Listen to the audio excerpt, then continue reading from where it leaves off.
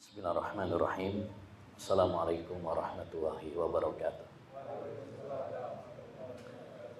Alhamdulillahirabbil alamin. Wa bihi nasta'in ala umurid dunya waddin. Wassalatu wassalamu ala asyrafil anbiya'i wal mursalin nabiyyina Muhammad wa ala alihi wa sahbihi ajmain wa man ihtada bihuda wattaba'a atharahu ila yaumiddin, amma ba'd.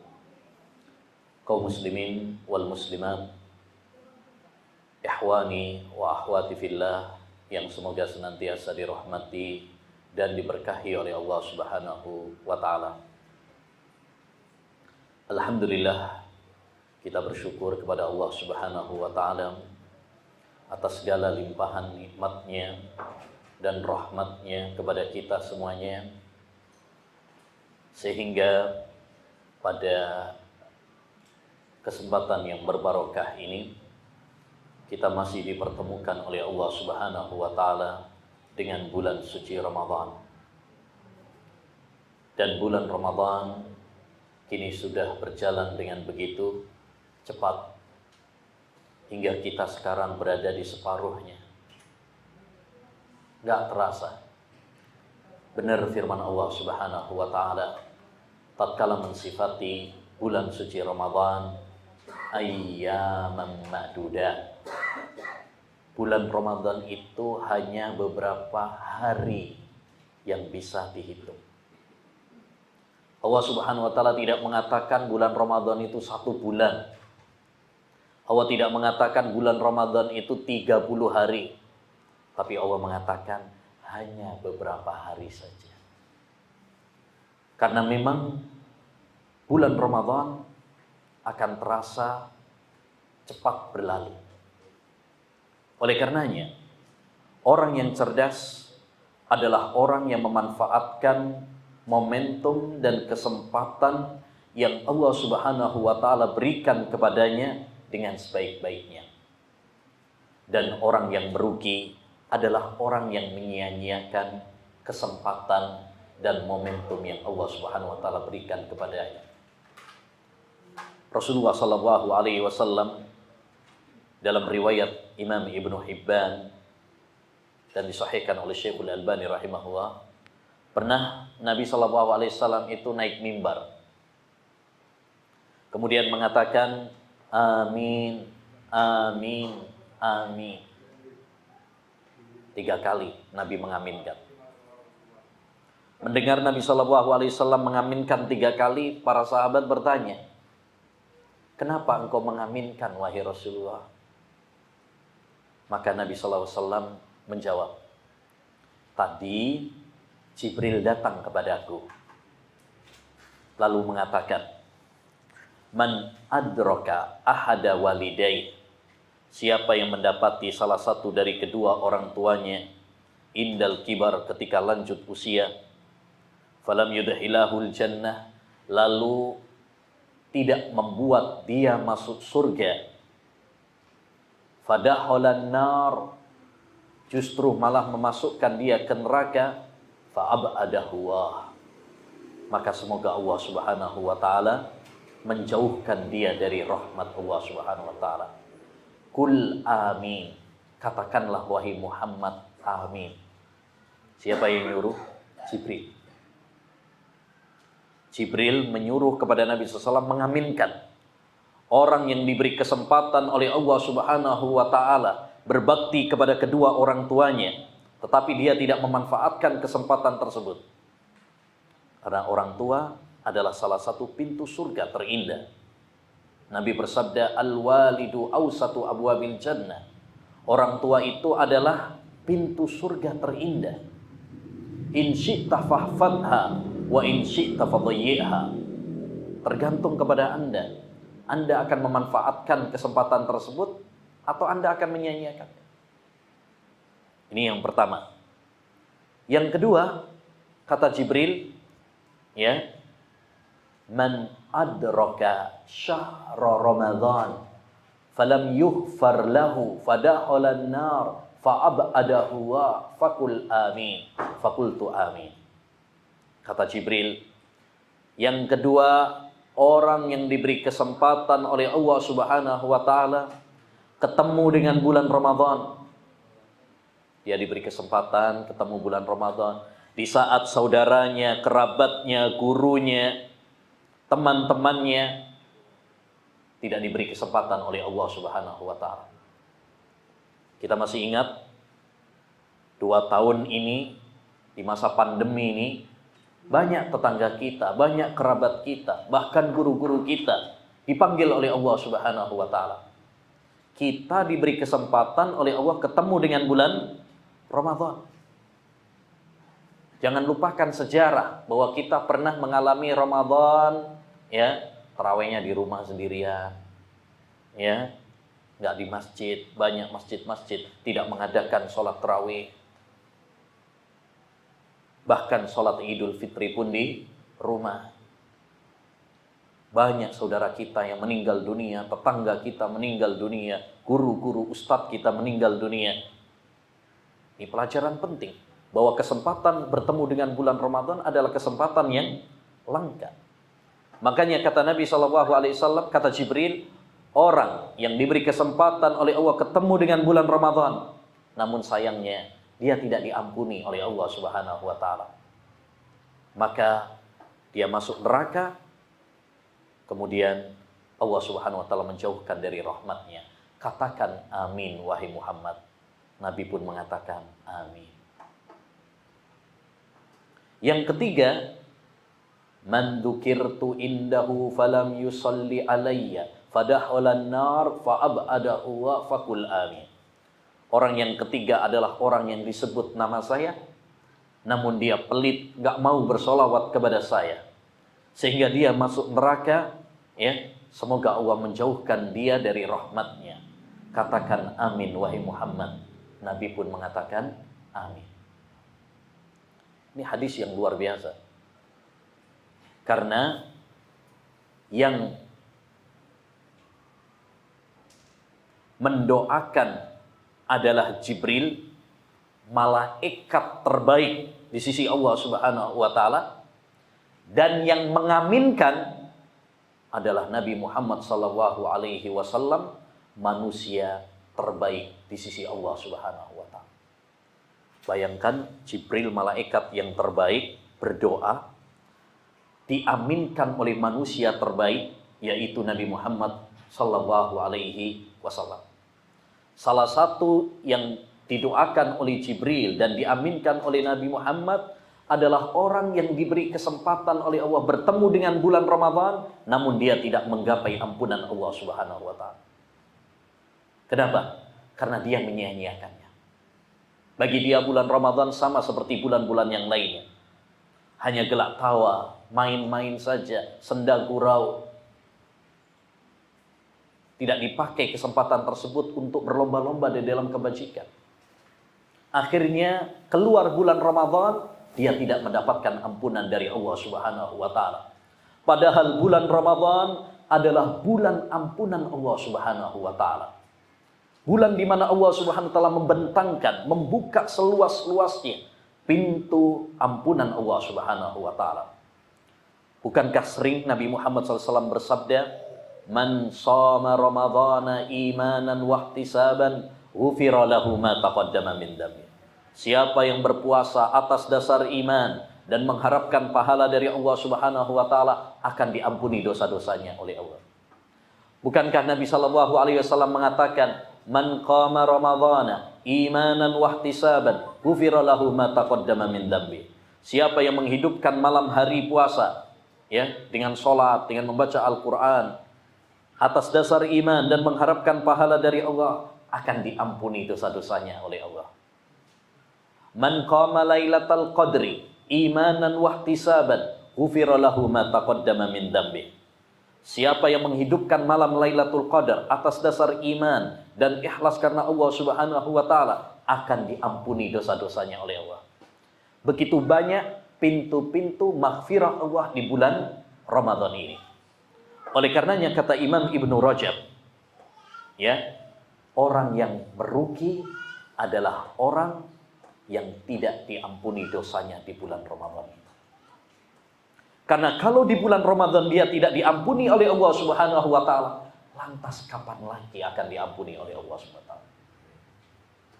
Ya, kalau di bulan yang penuh ampunan saja dia gagal mendapatkan ampunan Allah Subhanahu wa taala, terus kapan lagi dia akan mendapatkan ampunan Allah Subhanahu wa taala?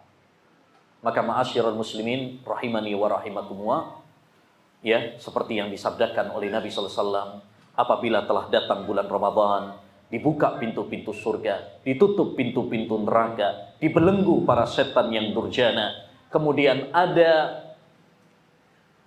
utusan Allah Subhanahu wa taala yang menyeru, ya baghiyal khairi aqbil wa ya baghiyasy syarri aqsir. Wahai orang yang menginginkan kebaikan, majulah, bersemangatlah, bergegaslah untuk berlomba-lomba di dalam kebajikan. Wasari'u ila magfiratin mir rabbikum wa jannatin arduhas samawati wal ard uiddat lil muttaqin. Bersegeralah kalian menuju ampunan Allah, menuju surga Allah Subhanahu wa taala yang luasnya seluas langit dan bumi, yang Allah Subhanahu wa taala siapkan untuk hamba-hambanya yang bertakwa. Ya, wa ya baghiyasy syarri aqsir. Wahai orang yang menginginkan kejahatan, kemaksiatan, dosa, stop, rem di bulan puasa ini. Karena puasa bukan cuma sekedar mengerem diri kita dari makan dan minum, dari jima, bukan.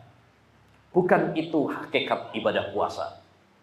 Ibadah puasa yang sesungguhnya, puasa level tinggi, adalah mengerem, menahan seluruh anggota tubuh kita dari maksiat dan dosa.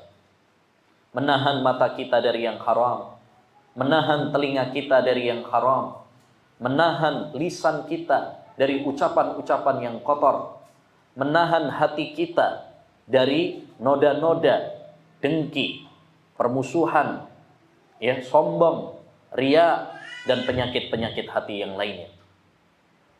Maka ma'asyiral muslimin rahimani wa rahimakumullah, ketika Allah memberi kesempatan kepada kita berjumpa dengan bulan Ramadan ini, jangan sia-siakan. Mu'tamir bin Sulaiman, ketika di bulan Ramadan, beliau membangunkan keluarganya, istrinya, anak-anaknya dia bangunkan. Kemudian dia mengatakan, bangunlah wahai istriku, bangunlah wahai anakku. Karena kita tidak pernah tahu lagi apakah Allah Subhanahu wa taala akan mempertemukan kita kembali dengan bulan Ramadan berikutnya, ataukah ini adalah Ramadan terakhir kita. Maka ma'asyiral muslimin, ya, selagi Allah memberi kesempatan kepada kita, jangan sia-siakan. Ya, Ramadan sudah separuh, kita evaluasi, kita koreksi. Jika kita sudah melakukan amal-amal kebajikan, tingkatkan. Jangan malah kendor. Ya, jangan malah kendor. Banyak orang di bulan Ramadan semangat di awal, tapi kendor di akhir. Padahal Rasulullah SAW justru meningkatkan semangatnya kalau sudah masuk 10 akhir bulan Ramadan. Disebutkan oleh Aisyah radhiyallahu anha, kana Nabi sallallahu alaihi wasallam idza dakhala al-ashra shadda mi'zara wa ahya laila wa aiqadha ahla. Nabi sallallahu alaihi wasallam itu apabila memasuki 10 akhir bulan Ramadan, beliau mengencangkan sarungnya, beliau menghidupkan malamnya, dan beliau membangunkan keluarganya untuk ibadah kepada Allah Subhanahu wa taala. Itulah kenapa malam Lailatul Qadar ditaruh oleh Allah Subhanahu wa taala di akhir 10 akhir bulan Ramadan, bukan di awal-awal. Karena awal-awal itu hanyalah babak penyisian. Pertandingan sesungguhnya, final perlombaan sesungguhnya adalah di akhir. Di mana-mana yang namanya pertandingan, yang juara itu di akhir. Dan bulan Ramadan adalah pertandingan. perlombaan untuk berlomba-lomba di dalam kebajikan. Sebagaimana kata Hasan Al-Basri, Inna Allaha ja'ala Ramadan midmaran. Sesungguhnya Allah SWT menjadikan bulan Ramadan ini sebagai perlombaan. Ini perlombaan. Yang menang adalah yang bertahan. Yang juara adalah yang bertahan di akhir penghujung Ramadan. Nabi SAW bersabda, Innamal a'malu bil khawatim.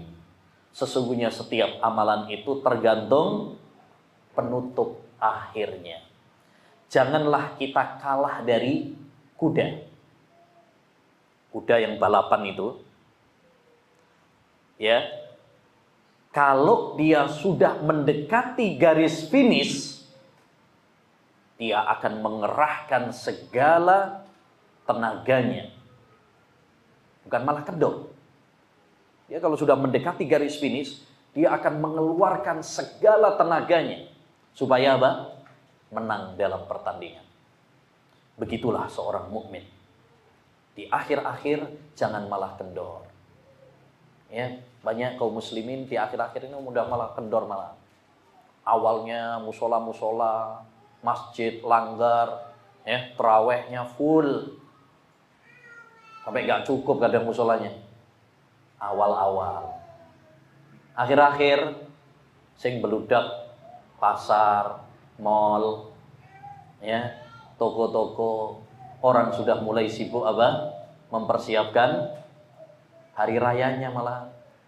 Yang ini sibuk mencari baju baru, yang ini sibuk ya buat jajan, snack, yang ini sibuk mudik, yang ini ya sibuk dandanin rumah. Jarang yang sibuk untuk mencari malam Lailatul Qadar. Jarang yang kemudian iktikaf seperti yang dilakukan oleh Rasulullah SAW untuk fokus ibadah kepada Allah Subhanahu wa taala. Maka ma'asyiral muslimin, ya kita sudah berada di tengah bulan Ramadan. Sekali lagi jangan sampai kendor, tapi apa? Kita malah tingkatkan ibadah kita. Terutama amal-amal ibadah yang menjadi skala prioritas di bulan Ramadan. Yaitu ada 5 amal ibadah yang menjadi skala prioritas, fokus utama di bulan Ramadan. Tentu amal-amal ibadah banyak ya. Amal-amal ibadah itu banyak sekali macam-macamnya. Tapi yang paling ditekankan kata para ulama itu 5. Pertama, puasa. Puasa. Karena ini kewajiban bagi setiap muslim dan muslimah yang balik dan berakal serta tidak memiliki udzur seperti sakit, safar, haid, nifas dan sebagainya. Ya ayyuhalladzina amanu kutiba alaikumusiyam kama kutiba alal ladzina min qablikum la'allakum tattaqun. Wahai orang-orang yang beriman, diwajibkan kepada kalian puasa sebagaimana diwajibkan kepada umat-umat sebelum kalian agar kalian bertakwa. Nah, ini poin terakhir ini penting nih untuk kita perhatikan. Jadi puasa itu bukan cuma sekedar kita lapar, haus. Enggak. Tapi tujuan, hikmah yang paling inti, kenapa Allah mensyariatkan kita berpuasa? Agar kita menjadi hamba-hamba yang bertakwa. Sehingga lulus dari bulan Ramadan, ya, karena bulan Ramadan ini adalah madrasah, sekolahan iman. Keluar dari bulan Ramadan, lulus dari bulan Ramadan, kita menjadi manusia yang lebih baik. Akidahnya lebih baik, ibadahnya lebih baik, akhlaknya lebih baik, tutur katanya baik, perbuatannya baik. Makanya Nabi mengatakan man lam yada' qaula zur wal amala bihi falaysa lillahi hajah fi an yada'a ta'amahu wa syarabah. Orang kalau berpuasa tapi enggak meninggalkan ucapan kotor dan dusta, Allah enggak butuh rasa lapar dan hausnya. Kenapa? Karena berarti dia puasanya enggak ngerti tentang hikmah. Ya ini banyak orang-orang awam puasa cuma sekedar puasa, nggak makan, nggak minum gitu aja. Ini kurang. Betul sah dia puasanya, tapi ini kurang. Bukan itu yang diinginkan oleh Allah Subhanahu wa taala. Allah tidak menginginkan kita dengan puasa itu supaya kelaparan, kehausan, cuma sekedar itu saja. Enggak. Allah menginginkan dengan puasa ini supaya kita meningkatkan ketakwaan kita. Kita menjadi hamba-hamba yang lebih baik setelah puasa Ramadan ini. Merasa diawasi oleh Allah Subhanahu wa taala sebagaimana kita di bulan puasa. Coba kita kalau di bulan puasa di kamar sendirian, gak ada yang lihat, berani makan minum?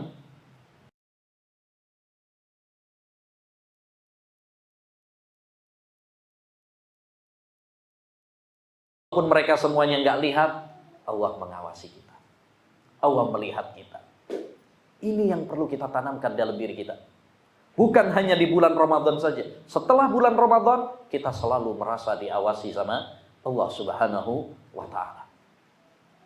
Yang kedua, amalan yang harus menjadi skala prioritas kita di bulan Ramadan ini adalah membaca Al-Quran. Karena bulan Ramadan adalah bulan diturunkannya Al-Quran. Syahrul Ramadan alladzi unzila fihil Quran. Bulan Ramadan adalah bulan diturunkannya Al-Quran. Lebih tepatnya lagi pada malam Lailatul Qadar. Inna anzalnahu fi Lailatul Qadar. Kami turunkan Al-Quran itu pada malam Lailatul Qadar. Lailatul Qadar ya berada di bulan Ramadan.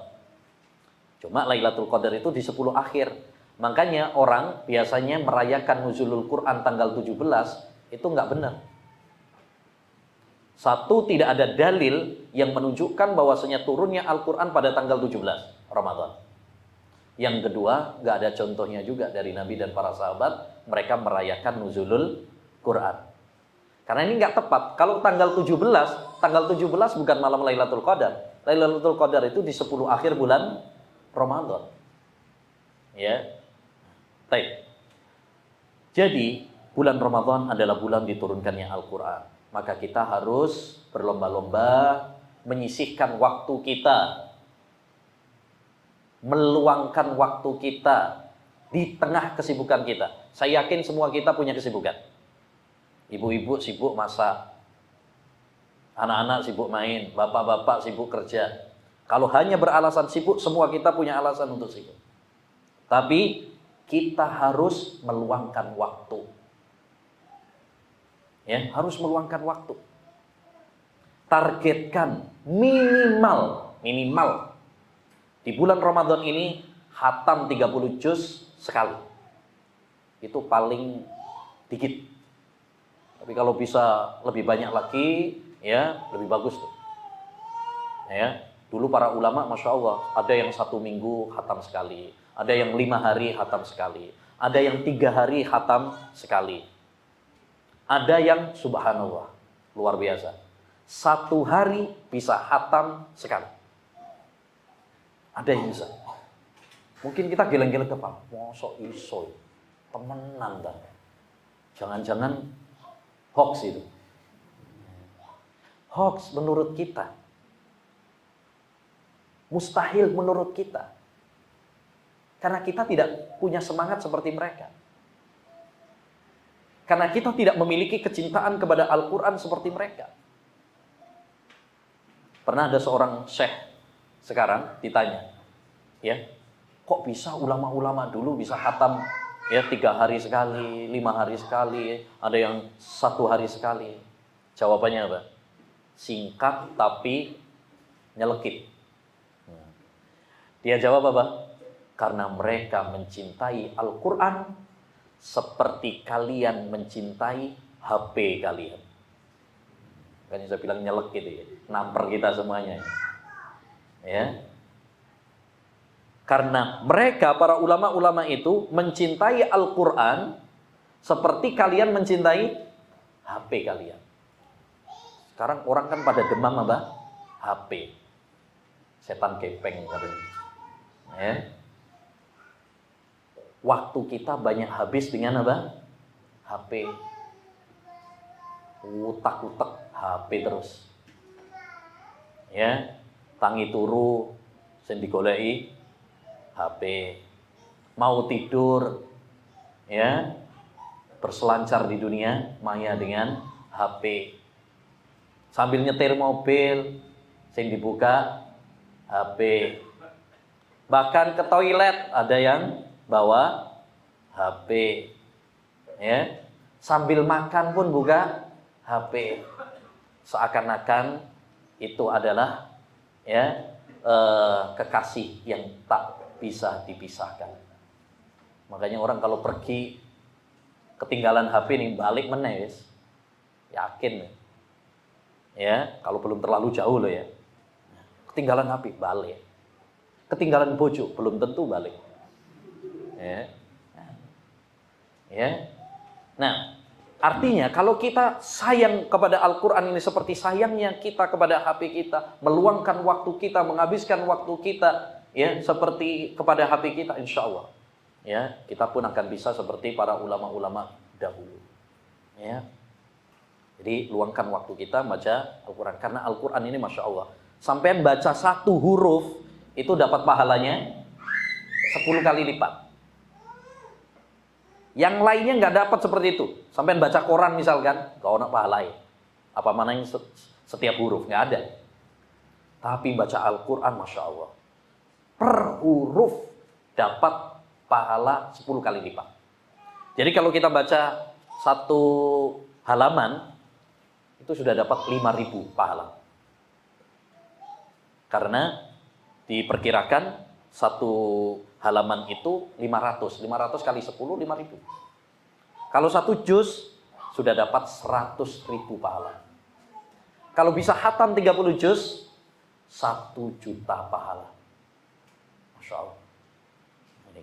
Coba kalau kita ingat-ingat pahala seperti itu, insya Allah ini akan memotivasi kita. Ya, memotivasi kita. Sekarang alhamdulillah mudah kok baca Al-Qur'an. Ya, mudah, dipermudah oleh Allah Subhanahu wa taala. Ya, bahkan di HP pun ada aplikasi mushaf ya, bisa dimanfaatkan. Kemudian yang ketiga juga di antara amalan yang sangat ditekankan adalah sholat tarawih, sholat malam. Nabi SAW pernah mengatakan, man qama ma'al imami hatta yansarifa kutiba lahu qiyamul lailah. Siapa yang sholat tarawih bersama imam sampai selesai. Maka ini anjuran kalau sholat tarawih berjamaah, jangan sendiri. Berjamaah bersama imam. Terus jangan kabur duluan sampai imam selesai. Sampai selesai, maksudnya selesai witirnya. Sebagian orang kadang 8 rakaat terus ngacir, minggat. Ini keliru. Usahakan sampai selesai. Sampai selesai. Supaya dapat keutamaan hadis ini. Barang siapa yang sholat tarawih bersama imam sampai selesai, kata Nabi apa? Akan dihitung mendapatkan pahala seperti sholat malam penuh. Sholat malam penuh itu seperti sholat mulai habis maghrib sampai subuh. Karena malam itu dihitung mulai terbenamnya matahari sampai munculnya fajar. Jadi mulai maghrib sampai seakan-akan sampean sholat mulai maghrib sampai subuh. Padahal sholat tarawih ini loh, sampean paling banter ya. Jam 8 itu paling apik ya. Ada sebagian yang setengah 8 udah selesai malah. Jadi usahakan kita sholat tarawih. Ini jihadnya orang berpuasa. Jihadnya orang berpuasa itu ada 2. Jihad di siang hari dengan puasa, dan jihad di malam hari dengan sholat tarawih. Apalagi sholat tarawihnya di kita ya nggak lama kayak dulu Nabi para sahabat. Dulu Nabi sama para sahabat yang dibaca surat Al-Baqarah, Ali Imran, sarokaat itu, ya, sarokaat. Makanya sebagian sahabat yang pernah ikut sholat malam bersama Nabi, ya, sampai nggak kuat, pengen duduk sampai. Ada yang sampai mau takut subuh, ya, lama. Ya, kita kan setengah 8, jam 8, sudah mudah. Sing penting ojo patas. Ya, ojo balapan kayak nak Blitar itu. 23 rakaat 7 menit. Itu sholatnya nggak sah. Sholat yang patas, balapan kayak gitu, itu sholatnya nggak sah. Karena nggak tumakninah. Dulu Nabi SAW pernah melihat ada orang sholat patas. Ya, kayak gitu, gedebak-gedebuk gitu. Ditegur sama Nabi SAW, "Sholli fa innaka lam tusolli." Ulangi sholatmu, karena kamu belum sholat. Suruh ngulang, karena nggak sah. Jadi sholat itu yang paling penting kita merasakan kenikmatan, kelezatan. Bukan cepet-cepetan, bukan patas-patasan, balapan, bukan. Ya, sampean selesai biro jam berapa tarawihnya? Jam 8. Wah, enak-enak. Musolaku setengah 8 wis mari. Nah, ya bukan cepet-cepetan sholat itu. Yang paling penting khusyuk, tumaknina, dinikmati, sehingga kita merasakan apa? Kedamaian dalam hati. Ya. Di antara amalan yang sangat dianjurkan juga bulan Ramadan ini apa? Sedekah. Sedekah. Kana Rasulullah SAW ajwadan nas wa kana ajwadu ma yakunu fi Ramadan. Rasulullah SAW mengatakan, sahabat Ibnu Abbas ya mengatakan, Rasulullah itu orang paling dermawan. Tapi lebih dermawan lagi kalau bulan Ramadan. Dermawan dalam harta, dermawan dalam ilmu, dermawan dalam berbuat baik kepada orang, loman, gampangan. Nggak pakai lelet, kelamaan mikirnya. Ya. Gampangan, dermawan. Terutama, sedekah yang paling utama di bulan Ramadan itu adalah seperti yang disebutkan oleh para ulama, bantu orang-orang yang berpuasa atau memberi makan kepada orang-orang yang berpuasa untuk buka bersama, untuk buka puasa. Itu sedekah yang paling utama di bulan Ramadan. Sebagaimana kata Nabi alaihi salatu wassalam, man fattara sha'iman kana lahu mislu ajri sha'im la yanqusu min ajrihi syai'un. Siapa yang memberi makan buka puasa kepada orang yang berpuasa, maka dia akan mendapatkan pahala orang yang berpuasa. Kalau yang orang berpuasa yang dia kasih itu 100 orang, maka dia mendapatkan pahala 100 orang yang berpuasa. Misalkan nih, ini jamaah kajian ini berapa ini kira-kira ini? 100 ada? Misalkan 100, 150 misalkan. Ada yang donaturi, wes. Pokoknya kajian hari Ahad, ya, besok saya yang nanggung, kasih ya 100 kotak, 150 kotak. Dia mendapatkan pahala 100 atau 150 orang yang berpuasa tersebut. Dan pahala dia sendiri tidak berkurang sedikit pun. Ya, ini. Hanya kita usahakan di bulan Ramadan ini berbagi apa yang kita bisa. Tentu kemampuan orang berbeda-beda. Ada yang mampu mungkin 1 miliar, ada yang mampu 1 juta, ada yang mungkin mampunya 100.000. Sesuai dengan kadar kemampuan masing-masing. Kalau nggak bisa sedekah dengan harta, setidaknya sedekahlah dengan senyuman Anda. Ojo sampai wis sedekah harta, enggak. Senyum juga enggak, pelit juga. Nabi bersabda, la tahkiranna minal ma'rufi syai'a walau an talqa akhaka biwajhin taliq. Jangan kamu meremehkan amal kebajikan sedikit pun, walaupun senyuman yang kamu berikan kepada saudaramu. Tabassumuka li akhika laka shadaqah. Senyummu kepada saudaramu itu juga bagian dari sedekah. Jadi kita senyum, ramah, akhlak yang baik sama orang itu juga bagian dari sedekah. Maka jangan pelit-pelit. Ya. Jangan pelit-pelit untuk senyum. Jangan sampai kita udah pelit harta, pelit juga senyuman. Gigi bukan aurat. Nggak perlu khawatir. Ya, untuk senyum. Nah, kemudian di antara amalan yang sangat ditekankan di bulan Ramadan adalah doa. Doa. Allah Subhanahu wa taala menjadikan doa di bulan puasa itu memiliki keistimewaan. Makanya di tengah-tengah ayat puasa di surat Al-Baqarah itu, ketika Allah menjelaskan tentang hukum-hukum puasa, di tengah-tengah ayat tersebut Allah mengatakan, wa idza sa'alaka ibadi anni fa inni qarib ujibu da'watad da'i idza da'a. Jika para hambaku bertanya kepadamu wahai Muhammad tentang aku, jawablah, aku sangat dekat dengan hambaku. Kenapa ayat ini diletakkan di tengah-tengah ayat puasa? Kata Imam Ibnu Katsir dalam tafsirnya, beliau menjelaskan untuk memberikan peringatan kepada manusia bahwa doa di bulan puasa itu apa? Sangat-sangat dianjurkan.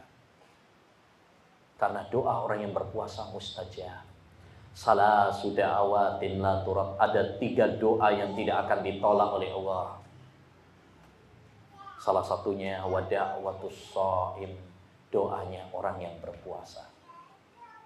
Doanya orang yang berpuasa itu mustajab. Baik di pagi hari, baik di siang hari, baik di sore hari, baik di malam hari. Mustajab. Tapi lebih ditekankan lagi di 2 waktu.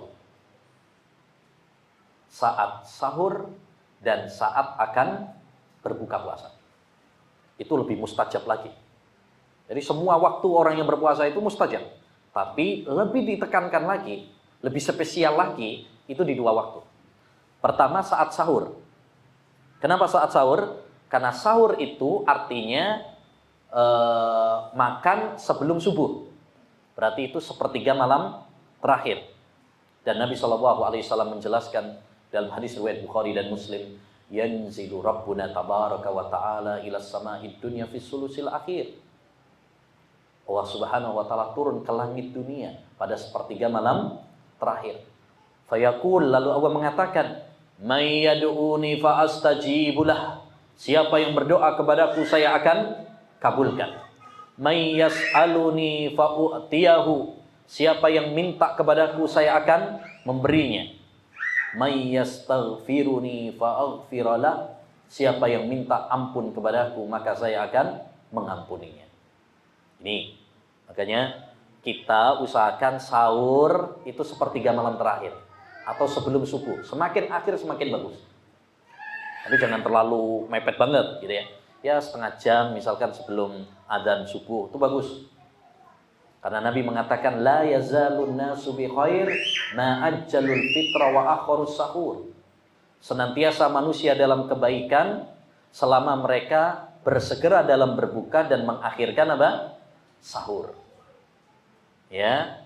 Nah, kalau selesai sahur gunakan untuk apa? Doa, istighfar. Cuk mari sahur turu meneh. Atau habis sahur nonton acara sahur nak TV. Sayang, eman-eman. Itu waktu mustajab. Jarang-jarang loh bisa bangun malam kalau bukan Ramadan. Iya kan? Coba kalau bukan Ramadan, iso sholat subuh alhamdulillah. Ya. Nah, ini bulan Ramadan kita bisa sahur, itu termasuk barokah. Yang disebutkan oleh Nabi, tasaharu fa inna fis sahuri barokah. Sahurlah kalian, karena di dalam sahur itu banyak barokahnya. Salah satu barokah sahur, kita bisa bangun tengah malam. Ya kan? Sepertiga malam terakhir. Waktu mustajabnya doa. Yang kedua, saat kita hendak berbuka puasa. Ya. Daripada bengong, liatin jam. Atau liatin jajane, seneke, ya, dideloi, ya, mendingan apa? Doa. Ya, berdoa sebelum berbuka puasa. Semoga Allah SWT menerima puasa kita, semoga Allah mengampuni dosa-dosa kita, ya, dan kebaikan-kebaikan dunia dan akhirat seorang hamba. Taib ma'asyiral muslimin wal muslimat rahimani wa rahimakumullah. Allah Subhanahu wa taala menciptakan kita semuanya ini untuk ibadah. Dan ini visi misi yang harus selalu kita tanamkan pada dalam diri kita. Agar kita tahu arah hidup kita. Kita kalau mau bepergian nih, harus tahu arah. Tujuan kita mau kemana. Supaya perjalanan itu apa? Terarah. Oh, saya mau ke Jakarta, saya mau ke Surabaya. Terarah. Kalau sampean melakukan perjalanan, tapi nggak tahu tujuannya, nggak tahu arahnya, akhirnya apa? Mutar-mutar gak jelas, ya, mutar-mutar, habis waktu gak jelas. Begitulah kita dalam hidup ini. Dalam hidup ini pun kita harus tahu arah, tujuan hidup kita itu apa. Allah Subhanahu wa taala menciptakan kita bukan cuma sekedar untuk makan, minum, bersenang-senang layaknya binatang. Tapi Allah Subhanahu wa taala menciptakan kita di dunia ini supaya mempersiapkan bekal untuk akhirat. Bekal untuk bertemu dengan Allah Subhanahu wa taala. Wa ma khalaqtul jinna wal insa illa liya'budun. Tidaklah saya ciptakan jin dan manusia kecuali agar mereka beribadah kepada saya. Ini tujuan kita ada di dunia ini. Dan harus kita ingat, ibadah bukan cuma sekedar sholat, puasa, zakat, haji, tok, itu enggak. Ibadah itu luas cakupannya. Ibadah itu luas cakupannya. Disebutkan oleh Syekhul Islam Taimiyah dalam kitabnya Al-Ubudiyah, al-ibadatu ismun jami'un likulli ma yuhibbuhu wa huwa yarda minal aqwali wal af'al adh-dhahirah wal batinah. Ibadah itu adalah setiap ucapan dan perbuatan yang dicintai dan diridhai oleh Allah. Jadi semua ucapan dan perbuatan yang dicintai dan diridhai oleh Allah itu namanya ibadah. Baik yang zahir yang nampak maupun yang batin yang tidak nampak. Yang zahir seperti sholat, ini kan nampak ya. Ya, haji nampak. Maka ini termasuk ibadah. Termasuk juga batinah. Amalan-amalan yang batin, amalan-amalan hati, tawakal, cinta, takut, berharap. Ini termasuk amalan-amalan hati. Ini juga termasuk bagian dari ibadah. Jadi setiap ucapan dan perbuatan yang dicintai dan diridhai oleh Allah, diperintahkan oleh Allah, dianjurkan oleh Rasulullah, itu namanya ibadah. Kita kumpul dalam majelis ilmu untuk menuntut ilmu, ibadah apa tidak? Ibadah. Karena ini dianjurkan, dicintai oleh Allah. Kita berakhlak mulia, baik sama tetangga, baik sama teman, baik sama orang tua, juga termasuk ibadah. Kita bekerja, mengais rizki, mencari nafkah untuk istri dan anak-anak kita, itu juga bagian dari ibadah. Ibu-ibu masak, nyiapkan sahur, nyiapkan buka puasa, ya, untuk suaminya, untuk anak-anaknya, ibadah apa tidak? Ibadah. Ya, makanya ini perlu kita hadirkan dalam diri kita supaya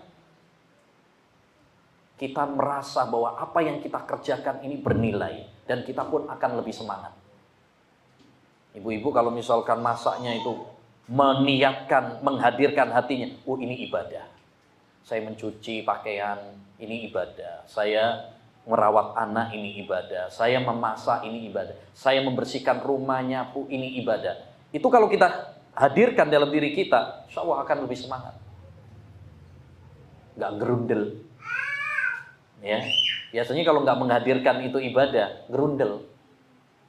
Ya, pegel toh. Tapi kalau kita, oh ini ibadah, oh ini pahala, insya Allah itu akan menjadikan kita semangat dalam beribadah kepada Allah Subhanahu wa Ta'ala.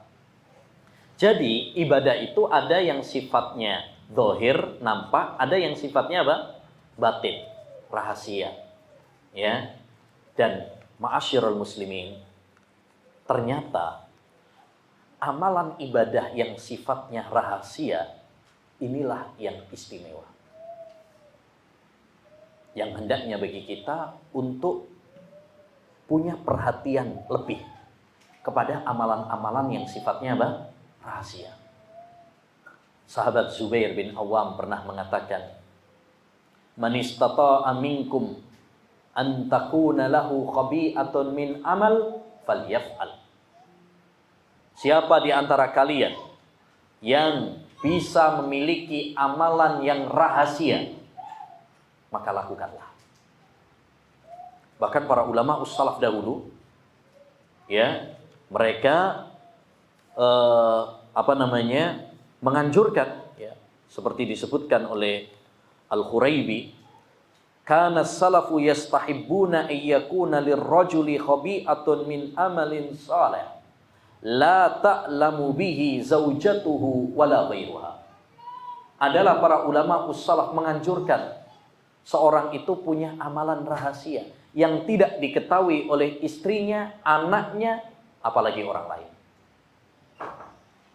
Ya, jadi kita hendaknya memiliki amalan-amalan yang sifatnya rahasia. Supaya apa?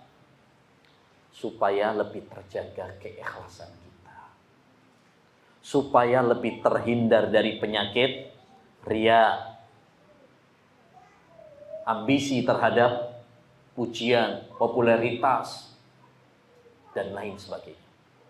Jiwa manusia ini senang sama pujian, tamak kepada pujian, ya, lemes kalau nggak dapat pujian, semangat kalau dia dapat pujian.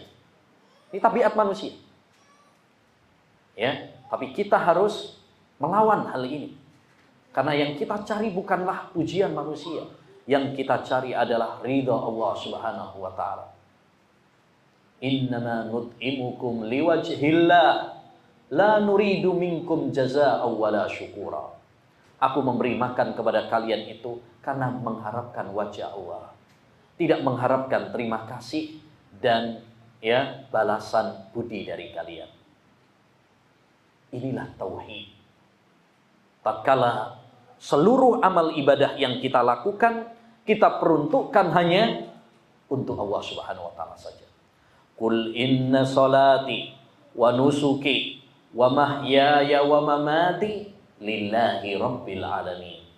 Katakanlah sesungguhnya salatku, sembelihanku, hidupku, matiku hanya untuk Allah Subhanahu wa Ta'ala semata.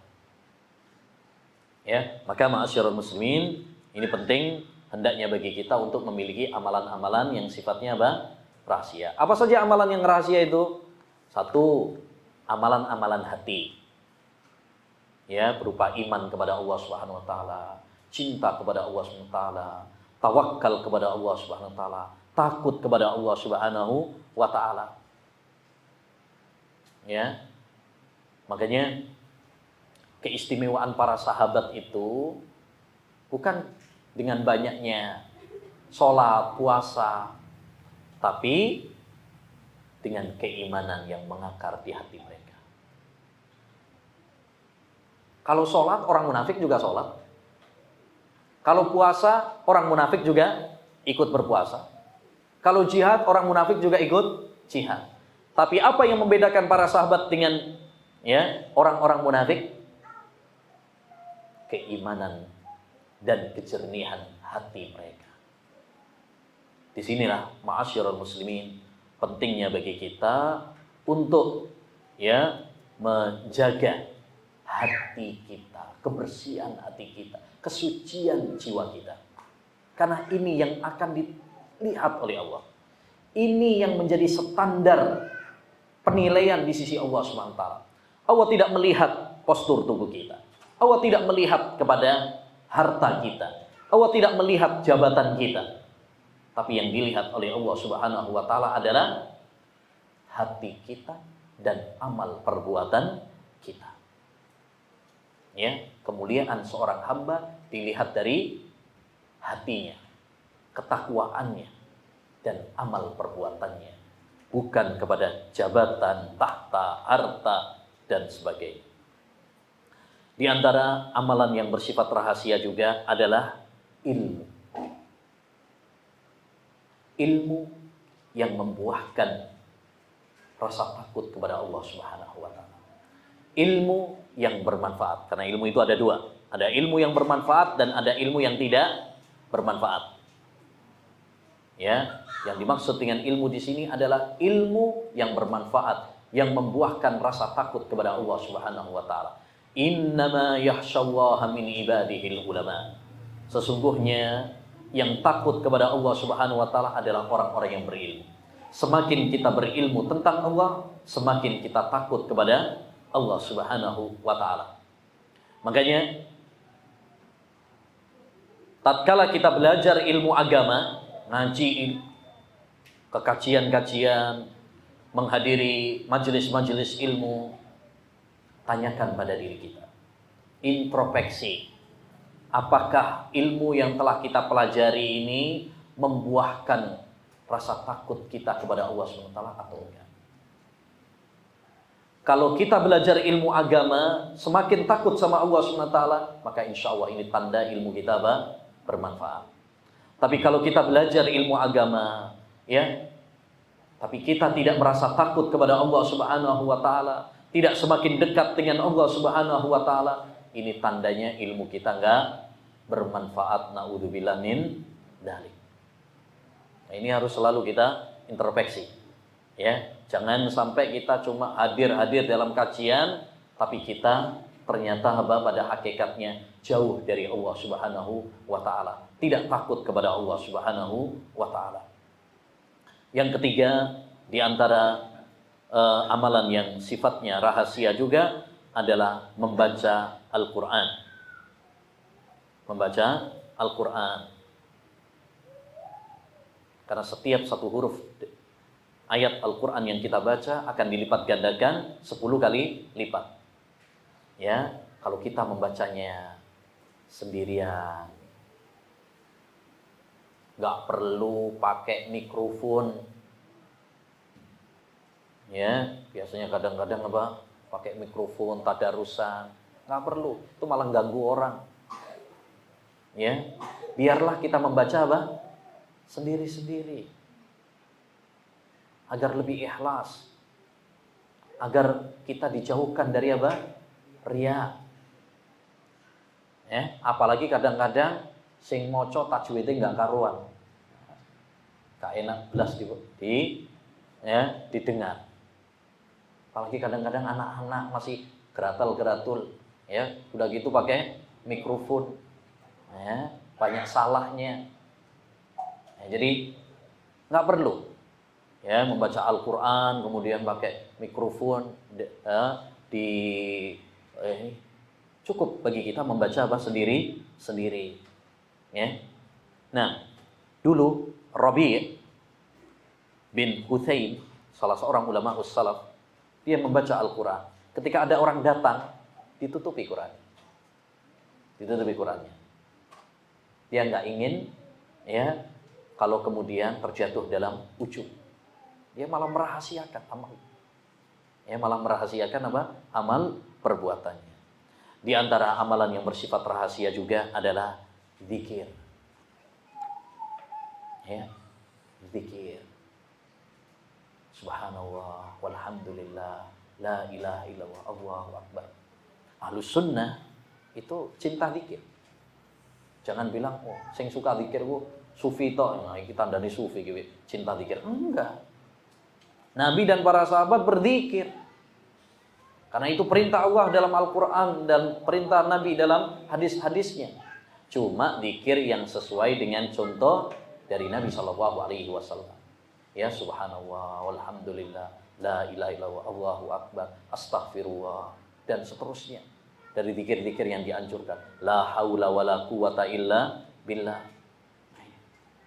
Insya Allah kalau kita berzikir, hati ini akan tenang.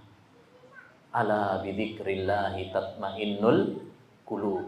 Ketahuilah dengan zikir kepada Allah hati ini akan tenang. Di antara amalan yang bersifat rahasia juga adalah sholat malam. Sholat malam.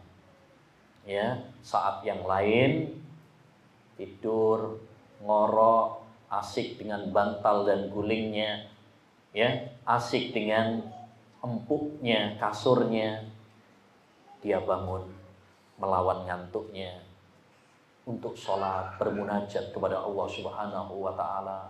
Kemudian setelah itu dia berdoa, istighfar, Masya Allah. Ini kenikmatan yang luar biasa. Nabi SAW mengatakan, afdhalus sholati ba'dal maktubah sholatul lail. Sholat sunnah yang paling utama setelah sholat wajib adalah sholat malam hari. Dan sholat sunnah secara umum dianjurkan di rumah. Dianjurkan di rumah. Paling bagus sholat sunnah itu dilakukan di rumah.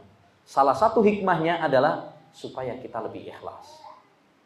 Berbeda kalau kita misalkan di masjid dilihat banyak orang, itu lebih rawan dengan riya. Tapi berbeda dengan ikhlas. Ini menunjukkan kejujuran kita. Kita betul-betul mengharapkan pahala dari Allah ataukah mengharapkan sanjungan pandangan dari manusia. Ya, hanya sholat sunnah itu dianjurkan di rumah. Di samping hikmah-hikmah yang lain, mengajari keluarga, istri, anak. Di antara amalan rahasia juga adalah doa. Ud'u rabbakum tadarru'aw wa khufyah. Berdoalah kalian kepada Allah Subhanahu wa Ta'ala dengan penuh perendahan diri dan kekhusyuan. Nggak usah keras-keras doanya. Ya, nggak usah keras-keras. Ya, dengan penuh merengek, merendah, khusyuk. Karena Allah Subhanahu wa Ta'ala itu apa? Mendengar. Walaupun sebelahnya sampean nggak dengar, Allah dengar doa-doa kita. Walaupun sebelah sampean nggak paham doanya sampean, Allah Subhanahu wa Ta'ala paham dengan bahasa apapun yang kita pakai untuk doa. Ya, jadi kalau misalkan ini nggak bisa pakai bahasa Arab, ya udah doa dengan bahasa apapun yang kita bisa. Allah paham. Pakai bahasa Indonesia, pakai bahasa Jawa, pakai bahasa Madura, Sunda, Allah ngerti, Allah paham. Ya. Dan di antara amalan rahasia juga adalah puasa. Puasa ini termasuk apa? Amalan rahasia. Makanya para ulama mengatakan puasa itu adalah ibadatus sir bainal abdi wa baina rabbih. Ibadah rahasia antara seorang hamba dengan Rabb-nya. Kan orang nggak kelihatan tuh kalau puasa. Ya, kalau sampean nggak ngomong, saya lagi puasa nih, saya apa tahu kalau sampean puasa? Ya, itu adalah amalan rahasia antara seorang hamba dengan Allah Subhanahu wa Ta'ala. Dulu ada seorang ulama ya luar biasa. Dia itu rajin sholat, rajin puasa sunnah, tapi istrinya nggak ngerti kalau dia puasa sunnah. Kenapa? Dia dibawain bekal itu, bekalnya dibawa.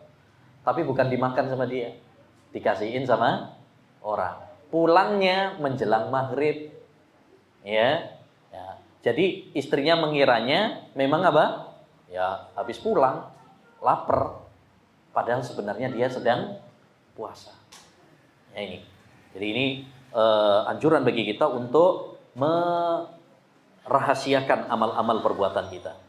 Yang terakhir di antara amalan yang sangat dianjurkan juga adalah menangis sendirian. Ini juga termasuk amalan rahasia. Menangis sendirian. Saat kita sendiri, itu adalah saat kita merenungi diri kita.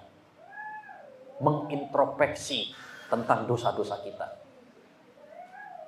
Ya.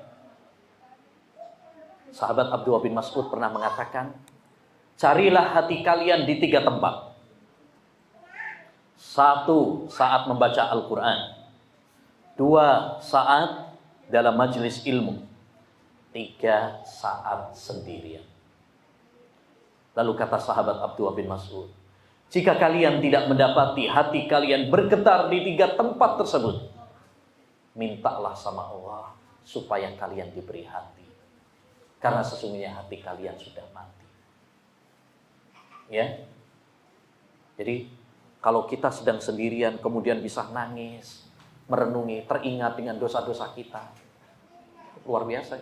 Ini bagus untuk melembutkan hati kita. Makanya masih ingat tentang 7 golongan yang mendapatkan naungan di suatu hari yang tidak ada naungan kecuali naungan Allah Subhanahu wa taala. Salah satunya apa? Wa rajulun dzakarallaha khalian fafadat aina. Seorang yang mengingat Allah saat sendirian lalu menetes air matanya. Ya, dia menangis. Dan Nabi SAW juga bersabda, ainani la tamassuhumun nar. Ada 2 mata yang tidak akan disentuh oleh api neraka. Ainun bakat min khasyatillah wa ainun tahrusu fi sabilillah. Mata yang menangis karena takut kepada Allah Subhanahu wa taala dan mata yang berjaga-jaga karena jihad di jalan Allah Subhanahu wa taala. Nah, yang paling terakhir, tadi terakhir, ini paling terakhir. Yang paling terakhir, di antara amalan yang rahasia juga adalah bantu orang-orang yang lemah. Bantu orang-orang yang lemah. Para fakir, miskin, anak-anak yatim, para janda. Kalau kita bisa bantu, luar biasa.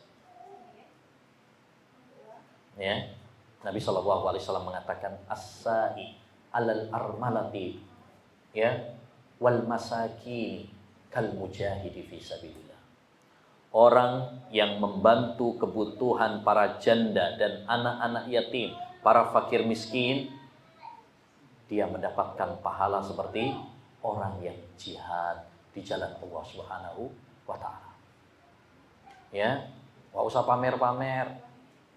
Ya, misalkan yang penting pokoknya taruh aja di depan pintunya. Siapa yang ngasih nih? Wallahu a'lam. Pokoknya ada yang ngasih. Ya. Nah, dulu seperti itu ya. Ali bin disebutkan Ali bin Husain. Dia itu kalau setiap malam ngasih bantuan ya sembako ke rumah para janda, para fakir miskin. Orang-orang nggak ada yang tahu siapa yang ngasih. Setelah meninggal dunia, baru orang-orang itu nyari, kok udah nggak pernah diantar lagi sembako ya? Barulah mereka sadar bahwa yang selama ini ngasih mereka adalah ya Ali bin Husain yang sudah meninggal dunia. Makanya ketika beliau meninggal dunia, didapati di pundaknya ini ada bekas hitam, ya ada bekas hitam. Ya, ketika ditanya ada apa ini, kenapa kok membekas? Karena dia sering mikul sembako sendiri. Dia sering mikul sembako sendiri. Dia bagikan ke pintu-pintu rumah para fakir dan miskin, para janda dan anak-anak yatim. Baik. Demikian ayyuhal ikhwah wal akhwat yang semoga dirahmati dan diberkahi oleh Allah Subhanahu wa taala yang bisa kita bahas pada kesempatan yang berbarokah ini. Mudah-mudahan ini menjadi ilmu yang bermanfaat bagi kita, bisa menjadi penyemangat, motivasi bagi kita untuk terus berlomba-lomba di dalam kebajikan ya di bulan Ramadan ini. Sekali lagi jangan sampai kendor, gaspol ya untuk beribadah kepada Allah di bulan Ramadan ini. Mari kita berdoa kepada Allah Subhanahu wa taala ya, karena ini waktu yang mustajab menjelang berbuka. Kita berdoa kepada Allah Subhanahu wa taala dan mohon diaminkan. Rabbana zalamna anfusana wa illam taghfir lana wa tarhamna lanakunanna minal khasirin. Rabbana zalamna anfusana wa illam taghfir lana wa tarhamna lanakunanna minal khasirin. Rabbana zalamna anfusana wa illam taghfir lana wa tarhamna lanakunanna minal khasirin. Allahumma inni zalamtu nafsi zulman katsira faghfirli fa innahu la yaghfirudz dzunuba illa anta. Allahumma inni zalamtu nafsi dzulman kabira faghfirli fa innahu la yaghfirudz dzunuba illa anta. Allahumma inna nas'aluka ilman nafi'a wa rizqan thayyiba wa amalan mutaqabbala. Rabbana hab lana min azwajina wa dhurriyyatina qurrata a'yun waj'alna lil muttaqina imama. Rabbana atina fid dunya hasanah wa fil akhirati hasanah wa qina adzabannar. Allahumma hdini li ahsanil akhlaq la yahdi li ahsaniha illa ant wasrif anni sayyi'aha la yasrifu anni sayyi'aha illa ant. Allahumma innaka afuwun tuhibbul afwa fa'fu anna. Allahumma innaka afuwun tuhibbul afwa fa'fu anna. Allahumma innaka afuwun tuhibbul afwa fa'fu anna. Allahumma ati nafsi taqwaha wa zakkiha anta khairu man zakkaha anta waliyuha wa maulaha. Allahumma inna na'udzubika min ilmin la yanfa wa min qalbin la yahsha wa min du'ain la yusma. Allahumma inna nas'alukal jannah wa na'udzubika minan nar. Allahumma inna nas'alukal jannah wa na'udzubika minan nar. Allahumma inna nas'alukal jannah wa na'udzubika minan nar. Wa sallallahu wa sallama ala nabiyyina Muhammad wa ala alihi wa sahbihi ajma'in. Walhamdulillahi rabbil alamin. Subhanakallahumma wa bihamdika asyhadu an la ilaha illa anta astaghfiruka wa atubu ilaik. Assalamualaikum warahmatullahi wabarakatuh.